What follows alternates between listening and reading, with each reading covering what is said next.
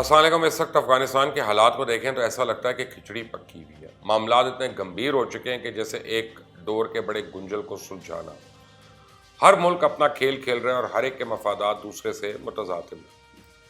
آج کی اس ویڈیو میں پوری کوشش کروں گا کہ آپ کے ذہن میں افغانستان کے معاملے سے متعلق کئی سوالات کا جواب آپ کو مل جائے۔ ہم آپ کو افغانستان کی اپڈیٹ تو مسلسل دے رہے ہیں، لیکن اس کے ساتھ یہ بھی جاننا ضروری ہے کہ ان واقعات کی وجہ ہے کیا اور ایسا کیوں ہو رہا ہے۔ کیا افغانستان میں امن ممکن ہے، اور اگر نہیں تو اس کی وجوہات کیا ہیں؟ معاملات کتنے سنگین اور کیا ماضی میں کبھی ان کے سلجھنے کا کوئی امکانات تھے؟ امریکہ، چائنا، رشیا، بھارت اور پاکستان سمیت دیگر ممالک کیوں افغانستان میں برسوں روپے کار ہیں؟ ان کے کیا خدشات ہیں اور انہیں کیسے ختم کرنے کی کوشش کر رہے ہیں، جس کی وجہ سے افغانستان آج خانہ جنگی کا شکار ہے؟ لیکن آپ نے اگر ابھی تک اس چینل کو سبسکرائب نہیں کیا تو پلیز کر لیں، بیل آئیکن کو پریس کر لیں۔ طالبان حکومت پر امریکہ کے حملہ کرنے سے پہلے افغانستان میں چیچن مجاہدین، Islamic movement of Uzbekistan, Xinjiang صوبے کی علیحدہ پسند تنظیمیں، القاعدہ سمیت دیگر تنظیموں کے لوگ پناہ لیے ہوئے تھے، جبکہ مولانا مسعود اظہر کی رہائی کے لیے جہاز کے ہائی جیک ہونے اور افغانستان میں قندھار ایئرپورٹ پر اترنے کے بعد دنیا بھر میں یہ ڈنڈورا پیٹا جا رہا تھا کہ بھارت میں بدامنی پھیلانے والی تنظیموں کی پرورش افغانستان میں ہو رہی ہے، جسے امریکہ کے افغانستان میں آنے کے بعد بھارت نے اپنے حق میں کر لیا۔ لیکن اب جہاں بھارت کے لیے مشکلات بڑھ رہی ہیں، وہیں Russia, China, Iran, central Asian ممالک سمیت پاکستان بھی پریشان ہے۔ اسے پتہ ہے کہ اب پاکستان میں طالبانائزیشن زور پکڑے گی۔ چائنا الگ سے سنکیانگ کے لیے پریشان ہے، رشیا اپنے سینٹرل ایشین اتحادیوں کے لیے پریشان ہے، جبکہ ایران بھی طالبان کی بڑھتی طاقت سے الجھن کا شکار ہے، اور اس نے پاکستان کی طرح ایران بارڈر پہ فوج تعینات کر دی ہے۔ چاہے پاکستان ہو یا ایران یا روس یا چائنا، طالبان کسی کی بھی منوان بات ماننے کے لیے تیار نہیں۔ وہ سوال کرتے ہیں، اور اگر اس سوال کا تسلی بخش جواب نہ ہو جس میں انہیں اپنا مفاد نظر نہ آئے تو وہ نہیں مانتے۔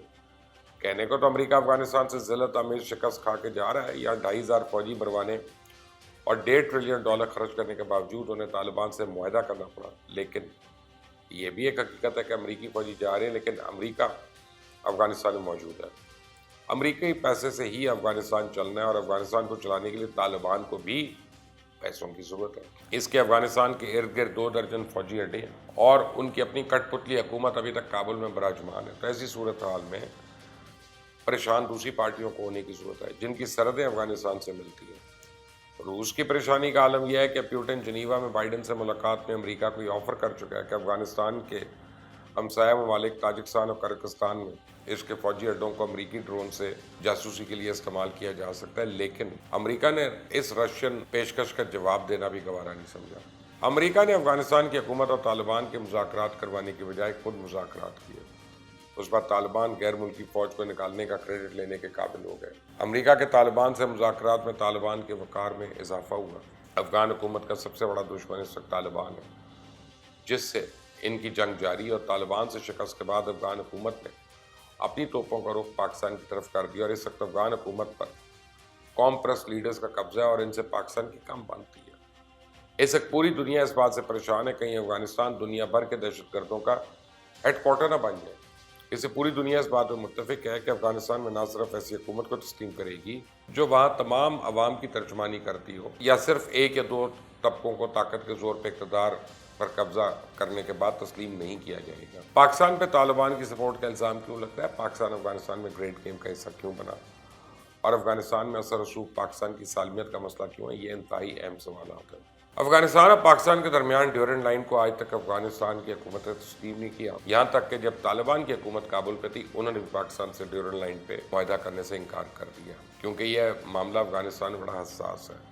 افغانستان پاکستان کی پوری پشتون بیلٹ کو اپنا حصہ کلیم کرتا ہے، جو مئی 1879 میں ٹریٹی آف گندمک کے ذریعے افغان بادشاہ یعقوب خان نے انگریزوں کو لکھ کر دے دی تھی۔ اس کے بعد نئے بادشاہ عبد الرحمان خان نے اس معاہدے کی تصدیق بھی کر دی، اور افغانستان کے قوم پرست لیڈروں نے پاکستان کے قیام سے لے کے 70 کی دہائی تک اس کے خلاف ہر سازش کی، اور دشمنوں کی مدد سے ان علاقوں میں شورش برپا کرنے کی کوشش کی۔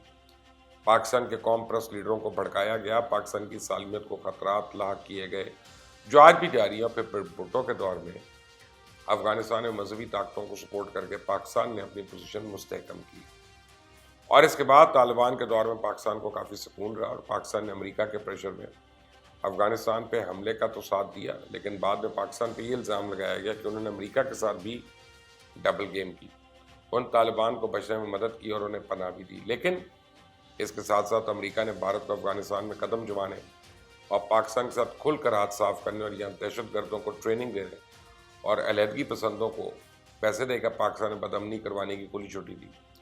اس کی پاکستان نے بھاری قیمت چکائی، جو آپ سب کے سامنے ہے۔ اب بھارت سے سمجھتا ہے کہ پاکستان کی لاٹری نکل آئی ہے۔ پاکستان طالبان کی صورت میں افغانستان میں کوئی بھی طاقت حاصل کر رہا ہے۔ اب بھارت اپنے دشمن کی بڑھتی ہوئی طاقت کو روکنے کی پوری کوشش کر رہا ہے، خواہ اس کے لیے سے افغان حکومت پر قابض زڑوں کو فنڈنگ کرنا ہو یا اسلحہ سمیت کوئی بھی چیز دینا ہو، وہ انہیں دے رہا ہے۔ ساتھ میں پاکستان کے امیج کو تنازع کرنے کے لیے بھی مکروہ کھیل کھیلے جا رہے ہیں، لیکن طالبان اپنی منزل کی جانب گامزن ہے۔ طالبان کے بڑھتے ہوئے غلبے سے نہ صرف افغان لبرلز کو ڈرایا جا رہا ہے، بلکہ دنیا کو بھی یہ پیغام دیا جا رہا ہے کہ اگر طالبان آ گئے تو ان کے ساتھ دنیا کو چلنا ممکن نہیں، اور افغانستان کی تباہی کا سفر یہیں سے شروع ہوگا۔ اور یہ وہی لوگ کر رہے ہیں جو طالبان کو کسی صورت افغانستان پہ قابض نہیں دیکھنا چاہتے ہیں۔ انڈیا 2002 سے اب تک افغانستان میں $3 بلین کی سرمایہ کاری کر چکا ہے۔ اس کے مفادات سلامتی اور معیشت دونوں سے وابستہ ہے، اور انڈیا کو یہ خدشہ ہے کہ اگر افغانستان میں طالبان کا اثر رسوخ بڑھتا ہے تو کشمیر کی صورتحال متاثر ہوتی ہے۔ بھارت نے ایران کے راستے افغانستان اور پھر سینٹرل ایشین ممالک تک پہنچنے کے لیے بڑی سرمایہ کاری کی۔ 7,200 کلومیٹر شمال جنوب راہداری میں سرمایہ کاری کی جو ایران سے رشیا تک جائے گی، لیکن یہ سب امریکی سپاہیوں اور افغانستان میں جمہوری حکومت کی موجودگی کی وجہ سے ممکن تھا۔ طالبان سے بھارت کی محبت سب کے سامنے ہے۔ ایسی صورتحال میں طالبان کی افغانستان میں آمد انڈیا کے لیے دھچکے سے کام نہیں۔ انڈیا کو تو یہ بھی خدشہ ہے کہ یہ پاکستان کے خلاف اسٹریٹجک سبقت اب کھو نہ دے۔ پاکستان پہ نفسیاتی اور اسٹریٹجک دباؤ ہے کہ افغانستان میں انڈیا مضبوط ہو رہا ہے۔ انڈیا کے کمزور ہونے سے اثر رسوخ پاکستان کا بڑھتا ہے، جبکہ چائنا کا وسائل سے مالا مال صوبہ سنکیانگ اور افغانستان کے بیچ 8 کلومیٹر طویل سرحد ہے۔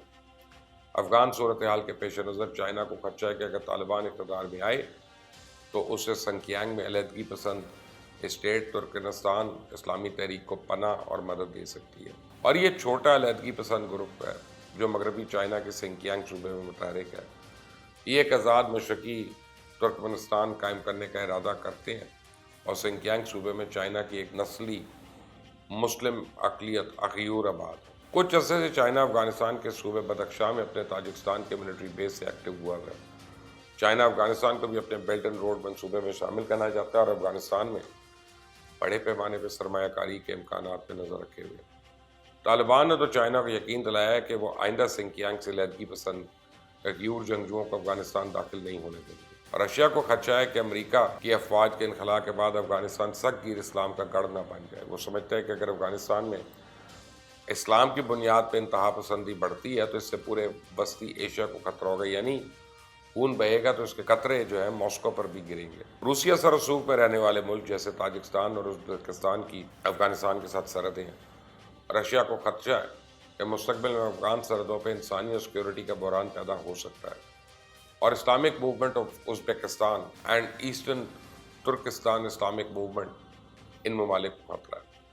ان دونوں تحریکوں کے طالبان، القاعدہ اور داعش سے تعلقات ہیں، اس لیے افغانستان کی سرحد پہ سینٹرل ایشین ممالک اور رشیا نے 50,000 فوجی اور 700 ٹینکس تعینات کر رکھے ہیں۔ طالبان کے ایک وفد نے رشیا کے دورے پہ یقین دہانی کرائی تھی کہ افغانستان میں کسی پیش رفت سے وسطی ایشیا کے علاقوں کو خطرہ نہیں ہوگا، اور افغان سرزمین کو کسی ہمسایہ ملک کے خلاف استعمال نہیں ہونے دیا جائے گا۔ ترکمانستان کو بھی اسی طرح کے خدشات ہیں، جہاں یہ افغانستان کے ساتھ تقریباً 804 کلومیٹر طویل سرحد رکھتا ہے۔ چائنا اور رشیا کی طرح قازقستان اور کرغزستان بھی افغانستان میں سخت گیر اسلام کے پھیلنے کا ان سے خدشہ ہے۔ ان کی سرحدیں افغانستان سے نہیں ملتی، لیکن انہوں نے اپنے ملکوں میں ایسے حملے دیکھے ہیں جن کا تعلق وہ سمجھتے ہیں کہ افغانستان سے ہے۔ سیکیورٹی کے علاوہ افغانستان میں امن قائم کرنے سے وسط ایشیا کے ملک تیل، گیس یا کوئلے جیسی قدرتی وسائل انڈیا اور پاکستان سمیت دیگر جنوبی ایشیا کے ممالک میں بھیج سکیں گے۔ اس لیے بھی ان ممالک کی نظریں افغان صورتحال پہ جمی ہوئی ہیں۔ افغانستان میں گریٹ گیم پہ میری ویڈیوز کا سلسلہ جاری ہے، لیکن آپ نے اگر ابھی تک اس چینل کو سبسکرائب نہیں کیا تو کر لیں، بیل آئیکن کو پریس کر لیں۔ اللہ حافظ۔